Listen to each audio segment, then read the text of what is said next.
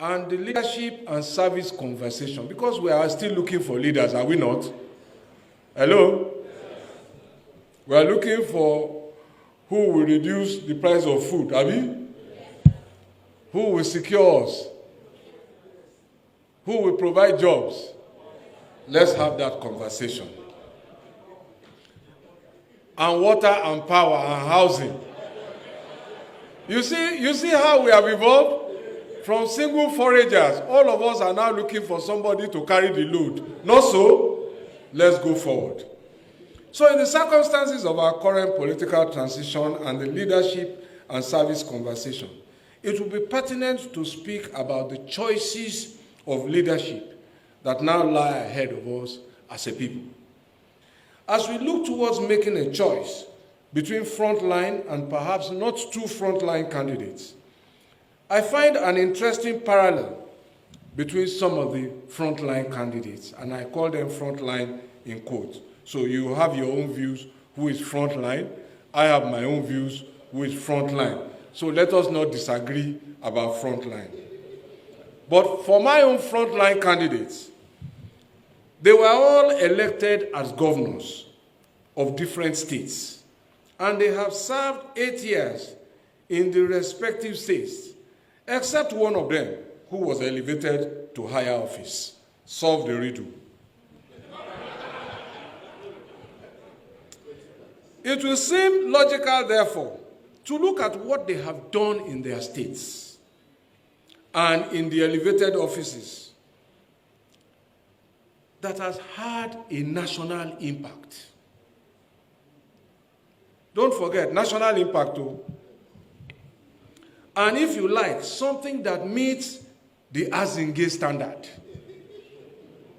for qualification for grants. That is, quote, something significant, something enduring, something practical, and something impactful. Is that not the Azinge standard?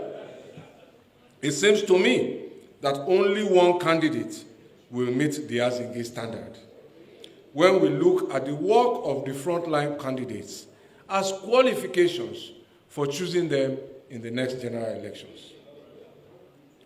So this candidate championed the first ever state government bond for infrastructure.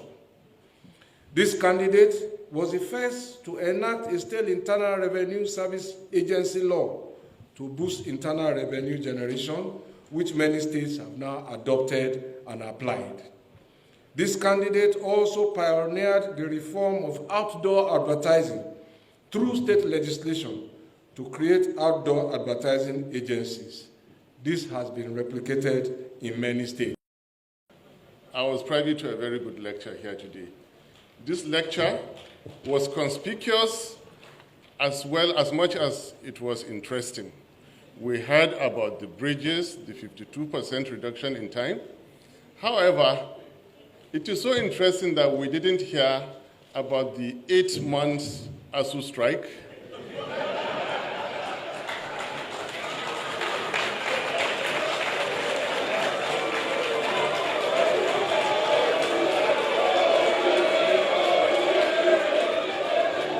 No politics. No. Fashola is my boss for all intents. We didn't hear about the naira now costing above, the dollar costing above 750 naira, which I warned us against. Speaking about roads, my boss also didn't speak about the Abuja-Kano expressway, which practically nothing has been done about it. A leader should always be balanced. We're introducing, I am balancing that lecture. That lecture was very, very good. Yes, when you get academic and academics are listening to you, that lecture was very good. Human society has evolved. Leadership has evolved. Adam was a leader to Eve. Your Eminence, I am entering your... David was a leader. Solomon was a leader. Moses was a leader. They never gave themselves national honors themselves. Their legacies stood for them. This is what I'm saying. Whatever you do however much you enforce it by force, legacies will stand the test of time. Misrule will never stand the test of time. We have had leaders from time immemorial, 4,000 years, 2,000 years, 1,600 years,